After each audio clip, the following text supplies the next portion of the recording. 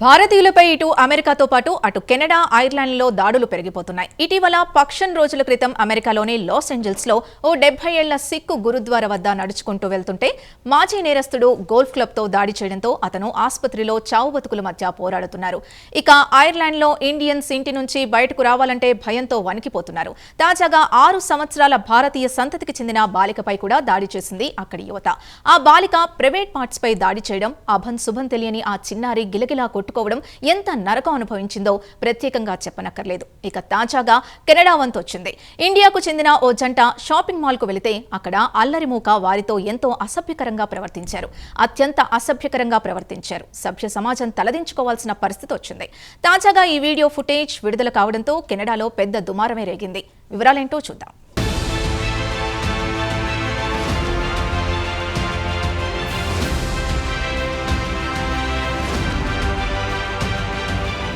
ఇటీవల కాలంలో విదేశాల్లో ఉంటున్న భారతీయులపై క్రమంగా దాడులు పెరుగుతున్నాయి. అటు అమెరికా కానివ్వండి, ఇటు కెనడా కానివ్వండి, లేదా ఐర్లాండ్, ఆస్ట్రేలియా ఎక్కడా భారతీయులకు రక్షణ లేకుండా పోయింది. ఐర్లాండ్ ఇటీవల తరచూ ఇండియన్స్పై దాడులు జరుగుతున్నాయి. ఈ గో బ్యాక్ ఇండియా అంటూ పెద్ద ఎత్తున దాడులు చేస్తున్నారు స్థానిక యువకులు. తాజాగా అక్కడ ఓ డేటా సైంటిస్ట్ తన ఇంటి ముందు వాకింగ్ చేస్తుంటే ఒక అల్లరి గుంపు వచ్చి అతన్ని చితక్కొట్టారు. తమ దేశం నుంచి వెళ్లిపోవాలని బెదిరించారు. దీనిపై ఐర్లాండ్లో పెద్ద దుమారమే చెలరేగింది. ఇక అమెరికాలోని లాస్ ఏంజల్స్లో 70 ఏళ్ల ఓ సిక్కు పౌరుడు గురుద్వారా ముందు వాకింగ్ చేస్తుంటే 44 ఏళ్ల మాజీ నేరస్తుడు గోల్ఫ్ క్లబ్తో దాడి చేయడంతో రక్తపు మడుగులో అలానే కూర్చునిపోయాడు. ఇప్పటికీ ఆసుపత్రిలో చావు బతుకులతో పోరాడుతున్నాడు. తాజాగా కెనడా వంతు వచ్చింది. ఇక్కడ యువత భారతీయ జంటను లక్ష్యంగా జాత్యహంకార వ్యాఖ్యలు చేసింది. ఇష్టం వచ్చినట్టు తిట్టారు, చంపేస్తామంటూ బెదిరించారు. ప్రస్తుతం ఈ ఫుటేజీ సోషల్ మీడియాలో తెగ వైరల్ అయింది.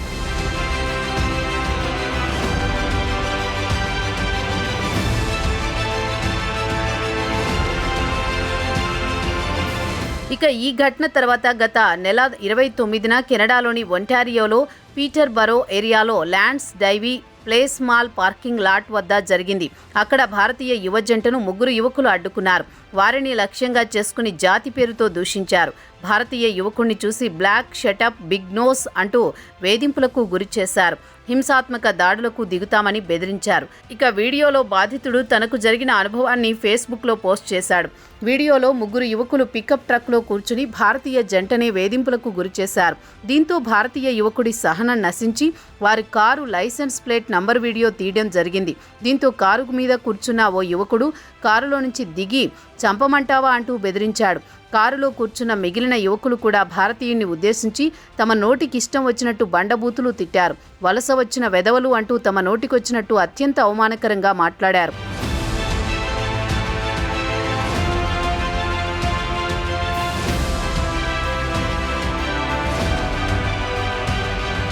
ఒకానొక సమయంలో వాహనంలోని ఓ యువకుడు కారు దిగి జంట ముందుకు వస్తూ అసభ్యకరమైన సైగలు చేశాడు. జంట కారు ముందుకు పరిగెత్తుకుంటూ వస్తూ లైంగిక దాడి చేస్తానని హెచ్చరించాడు. తర్వాత వారి కారును జంట కారుతో ఢీకొట్టారు. దీంతో బాధితుడి కారు డ్యామేజ్ అయింది. ఈ గుంపు నుంచి ఎలానోలా తప్పించుకుని ఇంటికి చేరుకున్న యువజంట తమకు జరిగిన అవమానాన్ని సోషల్ మీడియాలో పోస్ట్ చేశారు. ఈ వీడియో కెనడాలో పెనుదుమారమే రేపింది. కెనడాలో ఇండియా నుంచి వలస వచ్చిన వారిపై ఇటీవల కాలంలో దాడులు పెరిగిపోతున్నాయని ఆగ్రహం వ్యక్తమైంది. వలసవాదులంటే అంత చులకన అంటూ ప్రశ్నించారు. కెనడాలో జరుగుతోన్న దాడులకు తాజా వీడియో క్లిప్ ప్రబల నిదర్శనమని పలువురు కామెంట్లు పెట్టారు. దీనిపై పెద్ద ఎత్తున డిబేట్లు కూడా జరిగాయి.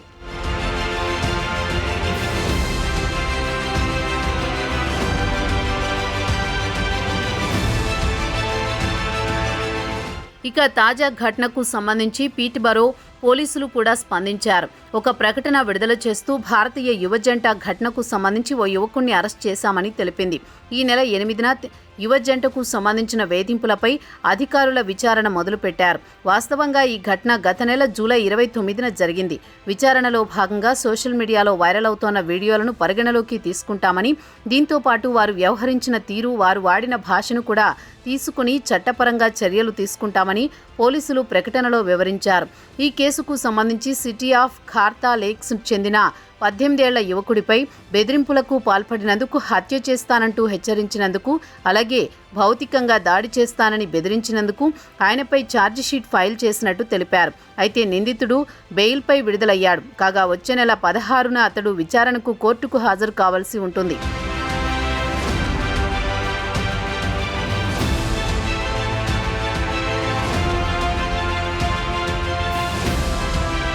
ఈ సంఘటనకు సంబంధించి అంటే ద్వేషపూరిత నేరానికి సంబంధించి కెనడా చట్టంలో నిర్దిష్టంగా ఎలాంటి ఛార్జీ లేనప్పటికీ పోలీసులు హత్య చేస్తానని బెదిరించినట్టు కేసు అయితే ఫైల్ చేశారు. ఇక కేసు విచారణ సందర్భంగా దీనికి సంబంధించి కోర్టు ఏదో ఒక చర్య తీసుకునే అవకాశం ఉందని చెబుతున్నారు. పీటర్బోరో పోలీస్ సర్వీస్ చీఫ్ స్టూఆర్ట్ బెల్ట్స్ ఓ ప్రకటనలో కెనడాలో కానీ మరెక్కడైనా కానీ అక్కడి సమాజం ఇలాంటి వేధింపులను సహించదు, అంగీకరించదు. ఈ సంఘటనకు సంబంధించి ఎవరి వద్దైనా మరింత సమాచారం ఉంటే తమ వద్దకు వచ్చి ఇవ్వాలని కోరారు. తమ నగరంలో ఇలాంటి ప్రవర్తనను ఎట్టి పరిస్థితుల్లో సహించమని చెప్పారు పోలీస్ చీఫ్. ఇలాంటి సంఘటన ఎదురైనప్పుడు ముఖ్యంగా జాత్యహంకార దాడులతో పాటు విద్వేషపూరిత దూషణలు చేస్తే వెంటనే పోలీసులను ఆశ్రయించాలని తాము ప్రజలను ప్రోత్సహిస్తామని అన్నారు. దీంతో పోలీసులు ఇలాంటి కేసులను సీరియస్గా తీసుకుని విచారణ మొదలుపెట్టి బాధితులకు న్యాయం జరిగేలా చూడడానికి అవకాశం ఉంటుందని ఆయన అన్నారు. తమ కమ్యూనిటీలో నివసించే ప్రతి ఒక్కరి భద్రత తమ బాధ్యత. తమ కమ్యూనిటీలో పనిచేసేందుకు వచ్చిన వారు లేదా పర్యటనకు వచ్చిన వారు స్వేచ్ఛగా తిరగవచ్చు, పని చేసుకోవచ్చునని పోలీసులు మీకు అండగా ఉంటారని పీటర్బోరో పోలీస్ చీఫ్ అయితే హామీ ఇచ్చారు.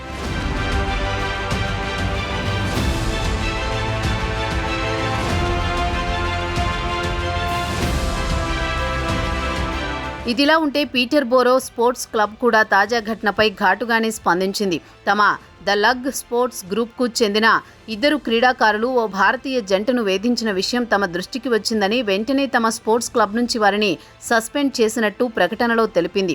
తమ స్పోర్ట్స్ క్లబ్ క్యాప్స్ పెట్టుకుని భారతీయ యువ జంటను వేధించడం తాము ఎట్టి పరిస్థితుల్లోనూ అంగీకరించమని స్పష్టం చేసింది. తమ స్పోర్ట్స్ క్లబ్ ఉన్నత ప్రమాణాలను దిగజార్చే విధంగా స్పోర్ట్స్ సభ్యులు ప్రవర్తించడం పట్ల క్లబ్ విచారం వ్యక్తం చేస్తూ ఒక ప్రకటన జారీ చేసింది.